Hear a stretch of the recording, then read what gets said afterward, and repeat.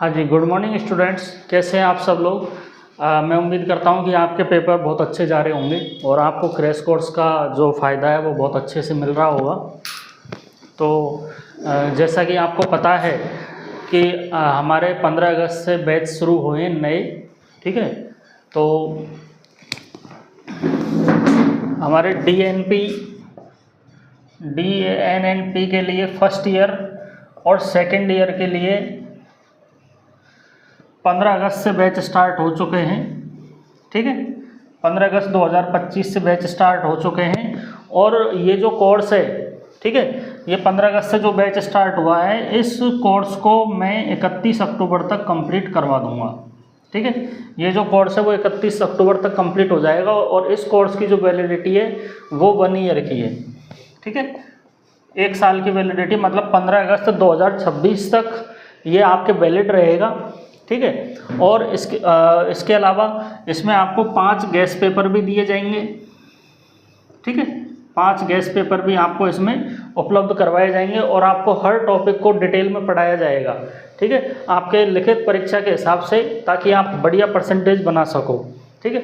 तो जो बच्चे 15 अगस्त से जो बैच स्टार्ट हुआ है फर्स्ट ईयर और सेकेंड ईयर के लिए, जिनकी एग्ज़ाम होने वाली है नवंबर दिसंबर में, उनके लिए ये बैच है। और जिनकी एग्ज़ाम मई जून में है वो भी ये बैच ले सकते हैं, ठीक है, क्योंकि आयुर्वेद की तैयारी करने के लिए समय ज़्यादा चाहिए होता है, ठीक है।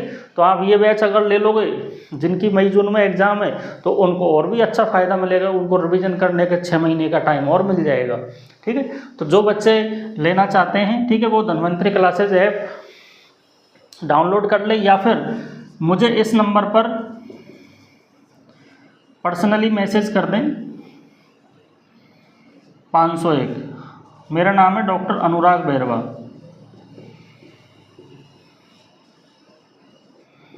ठीक है। तो जिसको भी कोर्स लेना हो वो ले सकता है और जितनी भी रिकॉर्डेड क्लासेज है, जितनी भी लाइव क्लास रहेगी वो सारी रिकॉर्डेड रहेगी। आप उनको जितनी बार चाहे उतनी बार आप उनको देख सकते हैं, ठीक है।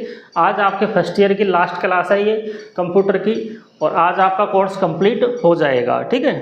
तो हमने बात कर ली थी, चैप्टर नंबर 13 पढ़ना है हमें कंप्यूटर में, ठीक है। Computer aided teaching and testing. तो इसके बारे में हम कंप्यूटर से जो सीखते हैं, ठीक है, जो आपने स्कूल में देखा होगा, स्कूल में कंप्यूटर को सिखाते हैं, ठीक है। भाई कंप्यूटर कैसे काम करता है, हमें कंप्यूटर पर कैसे काम करना चाहिए, ठीक है, कंप्यूटर के क्या क्या फीचर्स होते हैं, ठीक है। माइक्रोसॉफ्ट जो MS वर्ड है, MS एक्सेल है, MS पावर पॉइंट वगैरह है, ठीक है, उनको हम किस तरह से मैनेज कर सकते हैं, ठीक है। तो उन पे अपन को काम करना सिखाया जाता है, क्योंकि कंप्यूटर का बहुत उपयोग आता है हमारे जीवन में, ठीक है। तो उसी हिसाब से ये टॉपिक बनाया गया है। लिखा है computer aided teaching. Computer aided teaching का मतलब क्या होता है? कंप्यूटर एडेड टीचिंग का मतलब होता है कि कंप्यूटर की सहायता से प्राप्त शिक्षण, ठीक है। यानी अपन किससे शिक्षा प्राप्त कर रहे हैं? कंप्यूटर से, ठीक है। हमारा मोबाइल भी एक कंप्यूटर होता है, ठीक है। हमारा जो मोबाइल है वो भी एक कंप्यूटर होता है, ठीक है। तो आप जो अभी एजुकेशन ले रहे हो मेरे से, ठीक है, तो ये भी कैसी एजुकेशन है? कंप्यूटर पर आधारित एजुकेशन ही तो है। चलो, तो लिखा है इसमें, जब हम किसी विद्यार्थी को पढ़ाने के लिए कंप्यूटर का सहारा लेते हैं तो कंप्यूटर संबंधी विषय पढ़ाने के लिए कंप्यूटर शिक्षा प्रणाली को विस्तृत रूप से देना पड़ता है, जिससे विद्यार्थी के सोचने और समझने का नज़रिया एवं उसका दायरा बढ़ता है, उसकी सोच आगे बढ़ती है, उसका विचार जो है वो आगे बढ़ता है। इससे विद्यार्थी अपनी तकनीकी क्षमता से ऊपर अधिक गणनाएं कर सकता है और काल्पनिक विकास कर सकता है। अपने प्रेजेंटेशन, जो भी उसने प्रेजेंटेशन बनाई है, ठीक है, और उसका जो भी प्रोजेक्ट है, ठीक है, आप जो बच्चे प्राइवेट स्कूल में पढ़े हैं उनको तो पता होगा प्रेजेंटेशन क्या होता है, और प्रोजेक्ट दिए जाते हैं अलग अलग बनाने के लिए। हो सकता है शायद आपको भी, आप जो कोर्स कर रहे हैं उसमें भी आपको प्रोजेक्ट दिया होगा बनाने के लिए, ठीक है। तो प्रभावी ढंग से प्रस्तुत करने के लिए इस तरह के प्रोग्राम काम में लिए जाते हैं। ये 2 तरह के प्रोग्राम हैं। एक तो होता है कंप्यूटर सहायक अधिगम और एक होता है कंप्यूटर आधारित शिक्षण, ठीक है। इनकी अलग अलग फुल फॉर्म है, वो फुल फॉर्म मैं बता देता हूँ आपको। एक तो है CAL यानी कंप्यूटर, आप लिख सकते हो ये computer aided learning, computer aided learning. और एक होता है CBT यानी कंप्यूटर बेस्ड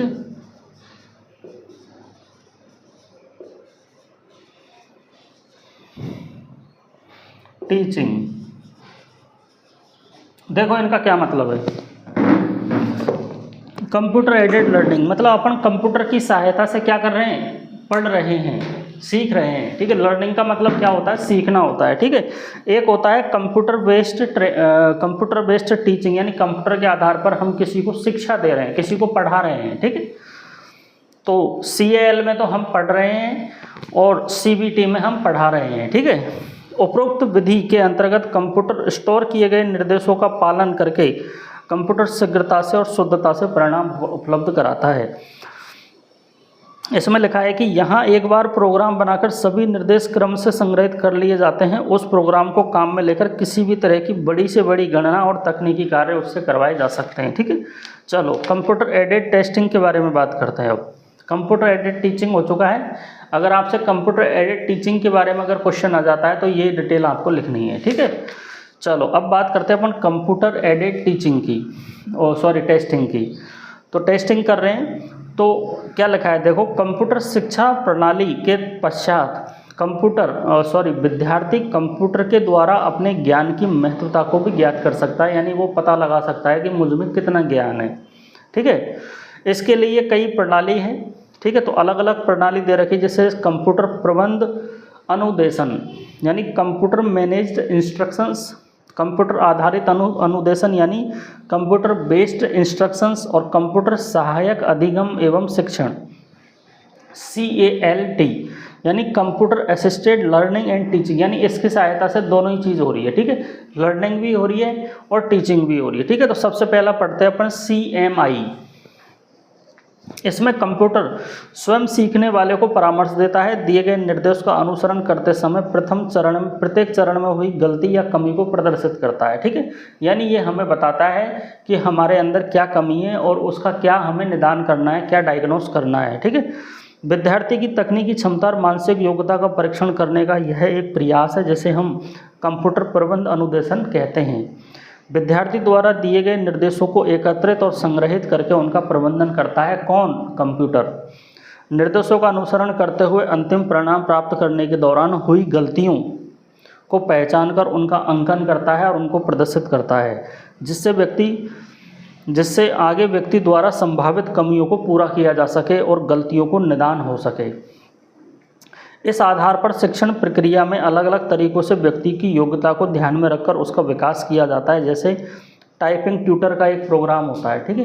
टाइपिंग ट्यूटर एक प्रोग्राम है जिस पर हम टाइपिंग करते हैं, ठीक है। तो कंप्यूटर क्या करता है, हमारे जो टाइप करने की जो गति है, जो स्टाइल है, हम क्या गलती कर रहे हैं टाइपिंग, ठीक है, उसका पता लगाकर हमको बताता है और ये भी बता देता है कि भाई आपको कैसे टाइपिंग करने में कैसे सुधार करना है, ठीक है। जो बच्चे LDC UDC की तैयारी करते हैं ना, तो उनका देखा होगा आपने, उनकी योग्यता में कंप्यूटर टाइपिंग भी होता है कि भाई हिंदी में टाइपिंग की क्या स्पीड है, इंग्लिश में टाइपिंग की क्या स्पीड है, ठीक है। तो वो बच्चे क्या करते हैं फिर वो ये टाइपिंग ट्यूटर नाम का एक प्रोग्राम आता है, उस पर टाइपिंग करते हैं, ठीक है। उस पर टाइपिंग करते हैं, उस पर टाइपिंग करना सीखते हैं। अपनी जो भी कमी है उसको कंप्यूटर खुद ही बता देता है, भाई आपने ये गलती, यहाँ पर ये गलती करी है, ठीक है, आपको इस तरह से इसको सुधार करना है, ठीक है। तो ये होता है कंप्यूटर मैनेज्ड इंस्ट्रक्शंस, ठीक है। अगला दे रखा है कंप्यूटर बेस्ड इंस्ट्रक्शंस यानी कंप्यूटर आधारित अनुदेशन। लिखा है कि कंप्यूटर के विभिन्न प्रकार के स्तरों के आधार पर निर्देशों को प्रोग्राम में संग्रहित करके इनका क्रियान्वयन किया जाता है तथा इनका अनुसरण करके आउटपुट प्राप्त किया जाता है। जैसे सर्वप्रथम चार्ल्स बेबेज की खोज डिफरेंस इंजन में काम में लिया गया, बाद में एनालिटिकल इंजन भी बनाया गया जिससे जोड़ना, घटाना, गुणा करना जैसी क्रियाएं संग्रहित करने वाली वो मशीन थी। प्रोग्राम पंच कार्डों की सहायता से तैयार किया जाता है, ठीक है। कहने का मतलब ये है कि इसमें क्या कर रहे हैं कि कंप्यूटर के विभिन्न स्तरों के आधार पर निर्देशों को कंप्यूटर में संग्रहित करके क्रियान्वयन किया जाता है, ठीक है, और इनका अनुसरण करके हमें आउटपुट जो मिलता है वो प्राप्त किया जाता है, ठीक है। चलो अगली बात करते हैं। कंप्यूटर, छोटी सी बात है, ज़्यादा डिटेल में नहीं है, ठीक है। क्वेश्चन आएगा तो आपको 2-3 लाइनें ही लिखनी है, ठीक है। चलो, कंप्यूटर सहायक अधिगम एवं शिक्षण लिखा है कि कंप्यूटर शिक्षा प्रणाली में क्रांतिकारी सुधारों का माध्यम साबित हो रहा है, ठीक है। यानी एजुकेशन जो सिस्टम है उसके अंदर कंप्यूटर बहुत चेंजेस कर रहा है। विद्यार्थियों को सभी विषयों का अधिक से अधिक प्रायोगिक ज्ञान उपलब्ध करवाना यह कंप्यूटर की दुर्गम उपलब्धि है। यानी कंप्यूटर के द्वारा अपन ज्ञान प्राप्त कर सकते हैं ना। आजकल तो मोबाइल ही कंप्यूटर बन गए हैं, ठीक है। तो हमें सारा जो ज्ञान है वो मोबाइल से ही मिल जाता है। विद्यार्थी कंप्यूटर के जरिए अपनी कल्पनाओं को साकार रूप दे सकते हैं, ठीक है। चलो, क्योंकि कंप्यूटर अपनी गति, शुद्धता और संग्रहण क्षमता के कारण छात्रों के व्यक्तिगत विशेषताओं के प्रति अनुक्रिया प्रस्तुत करने की क्षमता रखता है, ठीक है। पिछले कुछ सालों में कंप्यूटर का ऑनलाइन परीक्षाओं में प्रचलन बढ़ा है, ठीक है। आजकल ऑनलाइन परीक्षा हो रही है, ठीक है, जिसमें छात्रों की रुचि देखी गई है। कई अनुसंधान यानी कई रिसर्च से पता लगा है कि पेन पेंसिल से दी गई परीक्षा में नकल करने की अपेक्षा ऑनलाइन परीक्षा में दी गई परीक्षा में छात्र अधिक अंक प्राप्त कर सकते हैं, ठीक है। मतलब उसमें क्या है कि लिखने की ज़रूरत नहीं होती, डायरेक्ट अपना दिमाग लगाओ और आंसर लगाओ, ठीक है। चलो, वर्तमान समय में बाजार में प्रत्येक स्तर के पाठ्यक्रम से संबंधित सीडी उपलब्ध है, जो कि छात्रों के बेहतरीन शिक्षण सामग्री उपलब्ध कराने के साथ छात्र, आजकल कहाँ सीडी आ रही है, आजकल तो डायरेक्ट वीडियो आती है। यूट्यूब पे कई वीडियो मिल जाएगी आपको, ठीक है। मेरे चैनल पे आपको कई सारी वीडियो मिल जाएगी, ठीक है। चलो आगे बात करते हैं। इंटरनेट पर रोजगार, मनोरंजन, देश संबंधी सूचनाएं, परीक्षाओं के परिणाम संबंधी सभी जानकारी उपलब्ध हो जाती है। व्यक्ति घर बैठे ही इनका लाभ उठा सकता है, ठीक है। कंप्यूटर एक शिक्षक के विकल्प के रूप में सामने आया है, ठीक है। यानी जो कंप्यूटर है वो एक टीचर की भांति कार्य कर रहा है। पारंपरिक ब्लैक बोर्ड पद्धति के स्थान पर आज मल्टीमीडिया प्रयोगशालाओं ने ले लिया है, ठीक है। आजकल डिजिटल बोर्ड आने लग गए, जिनमें विभिन्न तकनीकी उपकरणों की सहायता से अध्ययन कराया जाता है, ठीक है, जो कि अत्यंत प्रभावकारी साबित हो रहा है, ठीक है। इंटरनेट सर्फिंग ने कंप्यूटर में स्वशिक्षा की भावना का विकास किया है। आज विद्यार्थी स्वयं भी अपनी शिक्षण से संबंधित अधिक समस्याओं का हल कंप्यूटर के माध्यम से निकाल सकता है, ठीक है। यानी आपकी जो भी प्रॉब्लम है आप कंप्यूटर की सहायता से उस प्रॉब्लम का हल निकाल सकते हैं, ठीक है। चलो, ये चैप्टर हुआ आपका कंप्लीट। अगले चैप्टर की बात करते हैं। स्वास्थ्य शिक्षा में कंप्यूटर शिक्षा और श्रव्य दृश्य माध्यम का सामान्य परिचय। तो हेल्थ एजुकेशन जो होती है, ठीक है, हेल्थ एजुकेशन का मतलब है कि हमें हेल्थ के बारे में जानकारी मिलती है, ठीक है। हम ये देख सकते हैं कंप्यूटर पे कि हमें क्या खाना चाहिए, क्या पीना चाहिए, हमें कैसे रहना चाहिए, ठीक है, हमें कौन सी दिनचर्या का पालन करना चाहिए, ऋतुचर्या क्या होती है, रात्रिचर्या, दिनचर्या वगैरह ये क्या होती है, ठीक है। तो ये सारी चीज़ें आजकल कंप्यूटर पे उपलब्ध है। पहले तो किताबों में ही थी ये चीज़ें, लेकिन आजकल कंप्यूटरों में ये सारी चीज़ें उपलब्ध है। तो इसी के बारे में होता है हेल्थ एजुकेशन, ठीक है। हम कैसे स्वस्थ रह सकते हैं, ठीक है। मनुष्य जब जन्म लेता है तो उसके उम्र के साथ शारीरिक संरचना में परिवर्तन होते हैं। अतः मनुष्य अपने शरीर को स्वस्थ बनाने के लिए शारीरिक शिक्षा का ज्ञान प्राप्त करना चाहता है, ठीक है। तो मनुष्य स्वस्थ रहने के लिए शारीरिक स्वस्थ कैसे रहे, शारीरिक स्वास्थ्य कैसे ठीक रहे, ठीक है, उसका ज्ञान प्राप्त करने के लिए वो पहले तो किताबों में जाता है, लेकिन आज का समय कंप्यूटर का दौर है, ठीक है। तो वो कंप्यूटर की तरफ भागता है। कंप्यूटर पर उसको विभिन्न जानकारियाँ स्वास्थ्य संबंधी मिल जाती है। शरीर में विभिन्न प्रकार के विकार होते रहते हैं, इनका ज्ञान प्राप्त करना अत्यंत आवश्यक है। यह विकार स्त्री पुरुष में अलग अलग होते हैं, इसके लिए आयुर्वेद विज्ञान का बहुत योगदान है, ठीक है। यानी शरीर में अलग अलग प्रकार की व्याधियाँ यानी विकार होते रहते हैं, तो उनके बारे में जानकारी कंप्यूटर के द्वारा मिल जाती है, ठीक है। आयुर्वेद औषधि और उपचार के बारे में हम शरीर को तंदुरुस्त रख सकते हैं, ठीक है। यानी आयुर्वेद का जो उपचार वगैरह है, ठीक है, उसमें उपचार के बारे में आपको सलाह दे सकते हैं, लेकिन अगर उपचार ही मिल जाए तो फिर आयुर्वेद डॉक्टर क्या करेगा। कंप्यूटर ने भी इसमें अधिकतम योगदान प्रदान किया है। इसने आयुर्वेदिक औषधि और उपचार को इंटरनेट के माध्यम से विश्व के एक स्तर से दूसरे स्तर तक पहुँचाया। आजकल आयुर्वेद उपचार, ज्ञान, औषधि से संबंधित कई वेबसाइट उपलब्ध है जहां पर हमें इसकी नॉलेज मिल सकती है, ठीक है। चलो अगली बात करते हैं एजेंसीज ऑफ हेल्थ एजुकेशन, ठीक है। हेल्थ एजुकेशन देने के लिए अलग अलग एजेंसी आजकल local, state, national, international agency उपलब्ध है जो कि हेल्थ एजुकेशन के द्वारा हमारे स्वास्थ्य को स्वस्थ रखने में सहायता करती है, जहां जाकर हम निःशुल्क इलाज और दवा भी प्राप्त कर सकते हैं। इन सभी एजेंसियों की जानकारी वेबसाइटों पर उपलब्ध रहती है, इनकी अलग अलग वेबसाइट बनी हुई होती है। ठीक है, कंप्यूटर के बारे में लिखा है कि कंप्यूटर आयुर्वेद ज्ञान में कंप्यूटर का बहुत योगदान है, जिसके माध्यम से हम कंप्यूटर औषधि की जानकारी विश्व के हर कोने में पहुंचा सकते हैं। ठीक है, अगर मैं मान लो किसी भी बीमारी के बारे में कोई परामर्श अगर लिख दूं तो वो कहीं भी किसी भी देश के किसी भी कोने में ये पहुंच जाएगी। ठीक है, कंप्यूटर नामक उपकरण इनपुट यूनिट आउटपुट यूनिट से जुड़ी हुई होती है। इसके साथ मॉनिटर, कीबोर्ड, माउस, ये तो बता दिया मैंने आपको। ठीक है, तो एक संपूर्ण कंप्यूटर किसे कहते हैं? जिसके अंदर कीबोर्ड हो, माउस हो, स्कैनर हो, web camera, microphone, printer, plotter, CPU, monitor और स्पीकर हो, उसे हम क्या कहते हैं? संपूर्ण कंप्यूटर कहते हैं। ठीक है, चलो कुछ प्रोजेक्टर के बारे में बात आ रही है। अब देखो प्रोजेक्टर की ज़रूरत क्यों पड़ रही है। प्रोजेक्टर की ज़रूरत इसलिए पड़ रही है, मान लो आपने कोई एनिमेशन फिल्म बनाई है या कोई स्लाइड बनाई है आपने, ठीक है, कोई प्रोजेक्ट बनाया आपने, तो आप प्रोजेक्टर की सहायता से उसको सामने वाले को दिखा सकते हो। ठीक है, बड़ी स्क्रीन पर, जैसे पर्दे पर हम फिल्म मूवी देखते हैं ना, ऐसे ही हम दिखा सकते हैं। ठीक है, चलो स्लाइड प्रोजेक्टर क्या है? इस प्रोजेक्टर का बिंब पर्दे पर बनता है। ठीक है, यानी इसकी जो इमेज है वो सामने जो पर्दा होता है उस पर बनता है, जिसकी सहायता से विभिन्न रोग की जानकारी, उनका इलाज और उनसे संबंधित औषधियों को विभिन्न स्लाइड द्वारा हम देख सकते हैं। ठीक है, इसके लिए स्लाइड प्रोजेक्टर का उपयोग किया जाता है। अगला दे रखा ओवरहेड प्रोजेक्ट। ठीक है, ओवरहेड प्रोजेक्टर जो होता है ना, वो इस तरह का होता है। देखो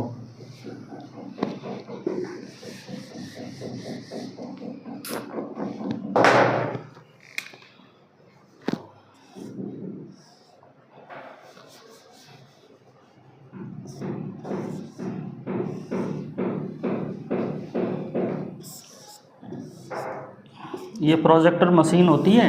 ठीक है,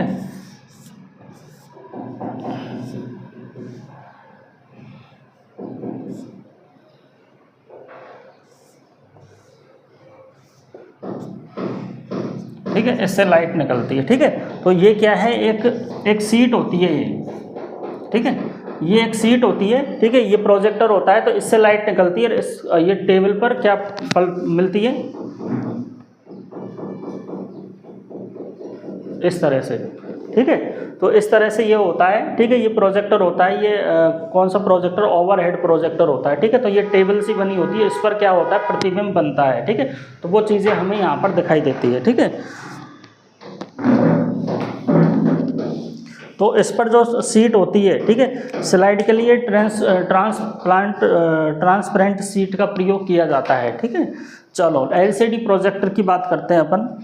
तो यह एलसीडी का अभिप्राय है कि लिक्विड क्रिस्टल डिस्प्ले, इसको कंप्यूटर से जोड़ा जाता है, इसका डिस्प्ले पर्दे पर प्राप्त होता है। इसका उपयोग ऑडियो विजुअल सिस्टम निर्माण में भी किया जाता है। इसके द्वारा आयुर्वेदिक चलचित्र यानी मूवी को एलसीडी प्रोजेक्ट के माध्यम से पर्दे पर देखा जा सकता है और ऑडियो के द्वारा इसको सुना भी जा सकता है। ठीक है, तो ये होता है हमारा एलसीडी प्रोजेक्टर। ठीक है, चलो अगली बात करते हैं, मीडिया के बारे में बात करते हैं। मीडिया क्या होती है? ठीक है, आज के युग में सूचनाओं को प्रत्येक वर्ग के लोगों तक पहुंचाने के लिए मीडिया का सर्वाधिक हाथ है। ठीक है, आज के समय में होने वाली विभिन्न प्रकोप के बारे में यानी दोषों के प्रकोप के बारे में जानकारी मीडिया के माध्यम से लोगों तक पहुंचती है। मीडिया के कई चैनल है, जैसे अखबार है, रेडियो है, टेलीविज़न है, कंप्यूटर है। ठीक है, आजकल मीडिया को मल्टीमीडिया बना दिया गया है। मतलब मीडिया जो है किसमें पहले तो केवल प्रिंट मीडिया बोलते थे ना, प्रिंट मीडिया, पहले अखबार ही आता था, अखबार की सहायता से ही हमें जानकारी प्राप्त होती थी। लेकिन आजकल मल्टीमीडिया हो गई है सारी चीज़ें।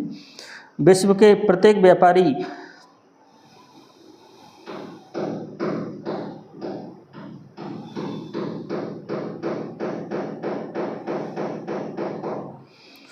इसमें गलत लिखा हुआ है, विश्व के प्रत्येक व्यापारी अपने अपने प्रोजेक्ट को लोगों तक पहुंचाने के लिए मल्टीमीडिया का सहारा ले रहे हैं। हमारा प्रस्तुतिकरण जिसमें ऑडियो विजुअल टेक्स्ट का उपयोग किया जाता है उसे हम मल्टीमीडिया, पहले बता चुका हूं आपको मैं मल्टीमीडिया के बारे में।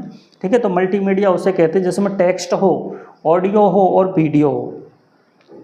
मीडिया एक ऐसा साधन है जो किसी व्यक्ति व्यापार को ऊंचाई तक पहुंचा सकता है। ठीक है, यानी मैं आप लोगों को जानकारी दे रहा हूँ, ठीक है। तो मल्टीमीडिया ही तो है ये। मीडिया पर्पस, मीडिया की सभी विज्ञान में, मीडिया का सभी विज्ञान में बहुत योगदान है, जिसका आयुर्वेद विज्ञान में ज़्यादा उपयोग हो रहा है। आयुर्वेद दवाइयाँ, उपचार के साधन मीडिया द्वारा तेज़ गति से लोगों तक पहुंच रहे हैं, ठीक है। आज के समय में सूचनाओं को व्यक्ति तक पहुंचाने के लिए मीडिया बहुत आवश्यक हो गई है, ठीक है। तो मीडिया जो है वो अलग अलग टाइप की होती है। एक होती है टेक्स्ट संबंधी मीडिया, ठीक है, यानी शब्द होते हैं इसमें, ठीक है, जैसे अखबार। ऑडियो संबंधी जैसे रेडियो, एफएम वगैरह होते हैं। वीडियो संबंधी टेलीविज़न के माध्यम से। और ऑडियो, टेक्स्ट और वीडियो का संयुक्त रूप क्या कहलाता है? इंटरनेट कहलाता है, कंप्यूटर कहलाता है, ठीक है। चलो एक बात आ रही है अगले, ऑडियो विजुअल एड्स क्या होते हैं? आजकल प्रचार में कई साधनों का उपयोग किया जाता है। आजकल एड्स में, ये एड्स नहीं है, ऐड है, ठीक है। ऐड यानी विज्ञापन, ठीक है। ये गलत लिखा हुआ है, ये एड्स बीमारी नहीं है, ठीक है। ये ऐड है, ऐड मतलब विज्ञापन, ठीक है। तो आजकल विज्ञापन में ऑडियो और वीडियो टेक्स्ट का अत्यधिक उपयोग किया जा रहा है। विभिन्न सॉफ्टवेयर के माध्यम से ऑडियो वीडियो स्लाइड को तैयार किया जाता है, ठीक है। इसके लिए MS power point, 3D animation, multimedia का विभिन्न तरह से उपयोग किया जाता है, ठीक है। एक होता है ग्राफिक्स ऐड, यानी चित्रों का ऐड होता है, ठीक है। आजकल ग्राफिक ऐड का बहुत योगदान है। एक ऐड को तैयार करने के लिए विभिन्न एनिमेशन सॉफ्टवेयर का उपयोग किया जाता है, ठीक है। और ग्राफिकल जो ऐड होते हैं, यानी इमेज वाले जो ऐड होते हैं, ठीक है, उनके लिए ग्राफिकल सॉफ्टवेयर का यूज किया जाता है, ठीक है। तो अलग अलग सॉफ्टवेयर है इसमें, देखो ये भी मैं पहले बता चुका हूँ आपको। जैसे टेक्स्ट के लिए MS वर्ड, PAID नहीं है, स्पेलिंग गलत लिखी हुई है।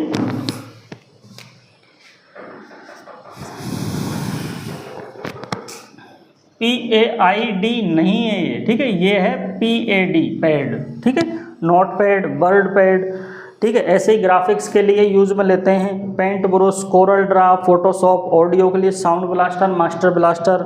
वीडियो और एनिमेशन के लिए एनिमेटा, 3D studio, PowerPoint, multimedia director. Mixing के लिए, यानी इन सारी चीज़ों की मिक्सिंग करनी है तो ऑटोवेयर,